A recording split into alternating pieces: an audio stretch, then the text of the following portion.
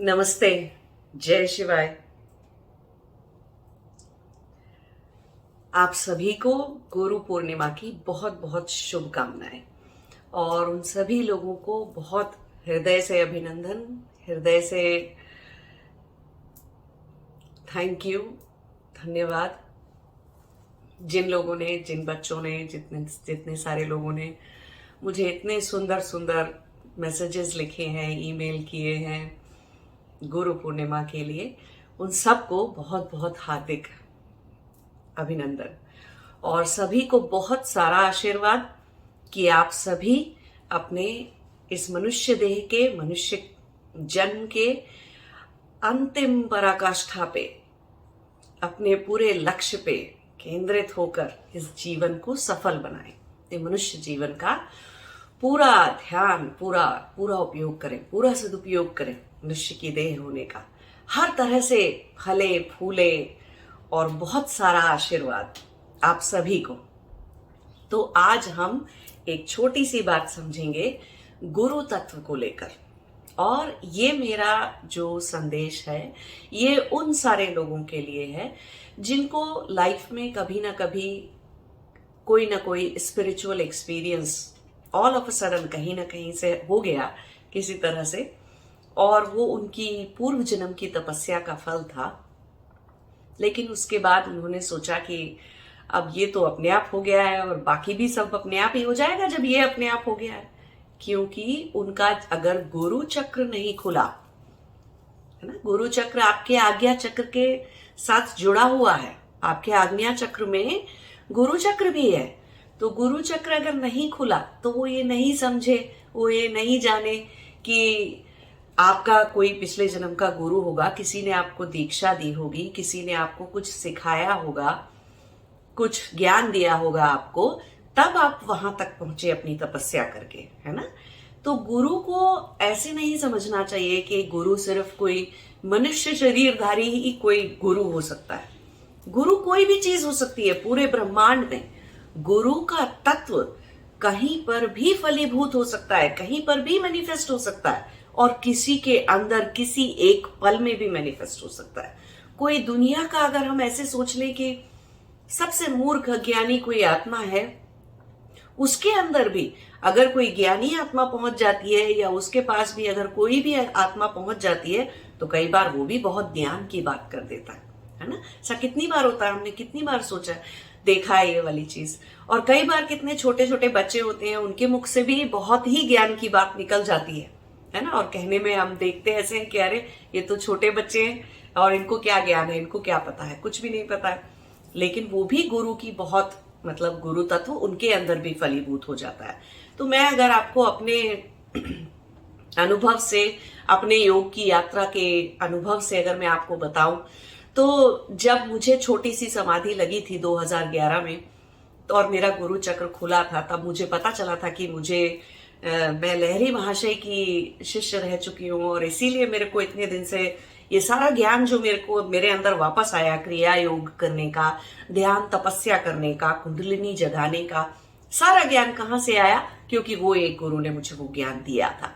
बस उसके बाद मैं अपने अंदर के ज्ञान से वो जर्नी को, बाकी के अपने 3.5-4 साल की पूरे उन्हीं के ज्ञान से चलती रही। जब भी मुझे कोई प्रश्न आता, मुझे लगता अंदर से वो गुरु मुझे आंसर कर रहे हैं, मुझे मेरे प्रश्न का जवाब दे रहे हैं, उत्तर दे रहे हैं।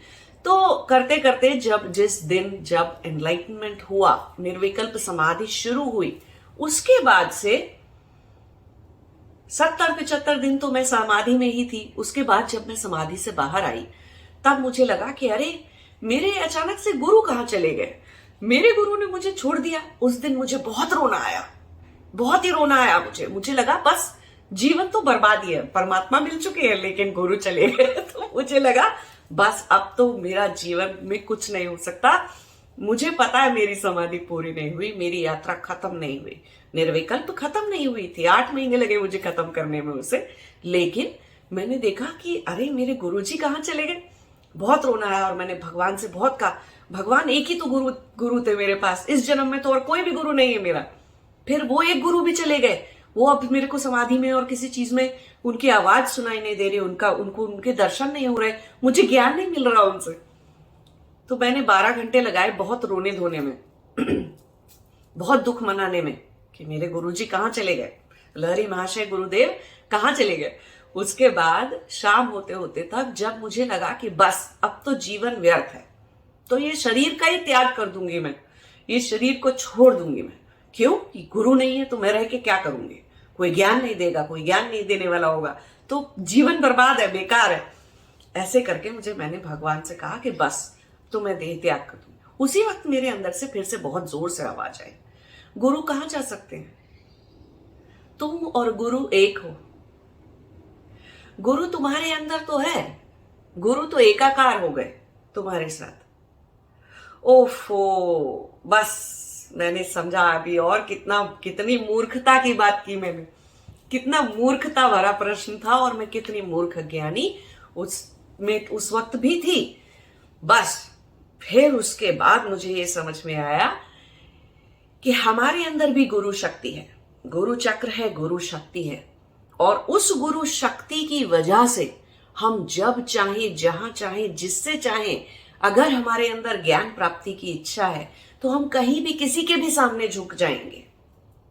बहुत सारे नए वाले लोग जिनको ऐसा स्पिरिचुअल एक्सपीरियंस हो जाता है, उनको गुरु बनाने में बहुत तकलीफ होती है। उनको गुरु बनाने से ऐसा लगता है जैसे उनका सम्मान, आत्मसम्मान जो है वो कम हो जाएगा, या उनको जरूरत नहीं है। ऐसा नहीं होता। झुकते हो आप ब्रह्म ज्ञानी हो जाते हो तो पूरे ब्रह्मांड के सामने झुकते हो, और परमात्मा आप जैसी आत्माओं के सामने झुकता है जो योग ध्यान लगाकर भक्ति की वजह से परमात्मा में विलीन होने के लिए बैठी हैं। परमात्मा उनके सामने झुकता है। तो फिर ब्रह्म ज्ञानी पूरे ब्रह्मांड के सामने झुकता है, सिर्फ परमात्मा के सामने नहीं। क्यों? कि परमात्मा सबसे सूक्ष्म है, तो परमात्मा सभी में है। तो फिर कैसा संकोच किसी गुरु के सामने, किसी को भी गुरु समझ के नमन कर लेने में, झुक जाने में, ज्ञान ले लेने में, उनसे समर्पण कर देने में। गुरु भक्ति होना समर्पण की पराकाष्ठा है, समर्पण की हाइट है वो। गुरु के लिए भक्ति होना, गुरु तत्व के लिए भक्ति होना अंदर से समर्पण की पराकाष्ठा है, और वही समर्पण की पराकाष्ठा आपको सविकल्प समाधि से निर्विकल्प समाधि में, और निर्विकल्प समाधि के पूरा होने के लिए बहुत ज्यादा जरूरी है।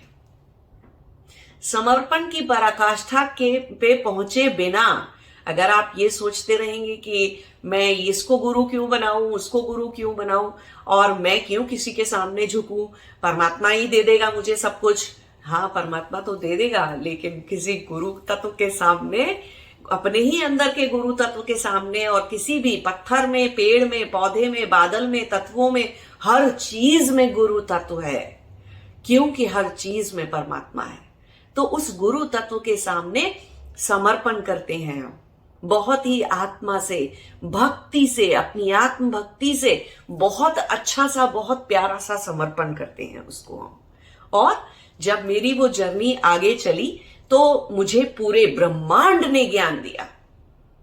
इसीलिए मैं कई बार जब लोग पूछते हैं कि मेरे इस जन्म में गुरु कौन है, मैं उनको बोलती हूँ किस किस का नाम गिनाऊं। सारे तो गुरु हैं, सब कुछ तो गुरु है, सब कुछ तो सब जगह, तो मुझे सिर्फ गुरु ही दिखता था इस जन्म में, पत्थर में, पेड़ में, पौधे में। और उसके बाद मुझे जो मेरे बहुत ज्यादा जो मुझे ज्ञान मिला, वो अगर पंच तत्व थे तो मुझे पंच तत्वों से डायरेक्टली ज्ञान मिला। शक्तियां थी तो मुझे शक्तियों ने डायरेक्टली ज्ञान दिया, और मुझे बहुत ही रहस्यात्मक तरीके से, मिस्टिकल तरीके से बहुत सारे कॉस्मिक बीइंग ने, जो बहुत ही विचित्र देह रखते हैं, उन कॉस्मिक बीइंग्स ने मुझे बहुत सारा ज्ञान दिया, और बहुत सारा ऐसा ज्ञान भी दिया जो कि मेरी अपनी यात्रा के लिए, अपनी योग यात्रा के लिए जरूरी था। ऐसा ज्ञान भी दिया, और जो ऐसा ज्ञान जो कि मैं कभी किसी को दूंगी, कभी जो मेरी जिज्ञासाएं थी मेरे अंदर, मेरे मन में जितने भी ब्रह्मांड को लेकर, सत्य को लेकर जितने तरह के प्रश्न को किए जा सकते हैं, कोई प्रश्नकर्ता कर सकता है, उतने सारे प्रश्न थे मेरे अंदर। वो सारे प्रश्नों का उत्तर मिला मुझे, और मुझे हर किसी ने पढ़ा दिया, किसी ने भी। धीरे धीरे जब समाधि खत्म हो गई तब मुझे ये समझ में आया कि ये शक्ति हमारी है कि हम पत्थर में से भी गुरु निकाल लेते हैं, आसमान में से, आकाश तत्व में से गुरु को सुन लेते हैं, हम पेड़ पौधों में से गुरु को देख लेते हैं, हम पत्थर की मूर्तियों में गुरु को देख लेते हैं, मनुष्य शरीर में गुरु को देख लेते हैं। कितने सारे देवता, देवी देवता, शक्तियां, गंधर्व और कितने सारे तरह के पुराने जितने भी सेलेस्टियल बीइंग्स हो सकते हैं, अशरीरधारी, डिफरेंट तरह के, अलग तरह के शरीर वाले गुरु हो सकते हैं। ज्ञान हमें कोई भी दे सकता है, ये हमारी शक्ति है, ये हमारे अंदर की आत्मा की भक्ति है उस गुरु तत्व के लिए। ये समर्पण है, पूर्ण समर्पण है कि ज्ञान के लिए, योग के, ध्यान के, परमात्मा के, आत्मा के ज्ञान के लिए हम किसी भी गुरु के सामने झुक जाएंगे। झुकना भक्ति से है। जितने लोगों का अनाहत बंद है उन्हें झुकना बुरा लगता है, क्योंकि वो दिमाग से झुक रहे हैं, ईगो से, अहम से, अहंकार से उस झुकने को देख रहे हैं। लेकिन वो तो कभी भी, अगर उतना ईगो अहंकार बाकी बचा है तो अनाहत बंद है, आपका अनाहत चक्र बंद है, अनाहत चक्र में बैलेंस नहीं है।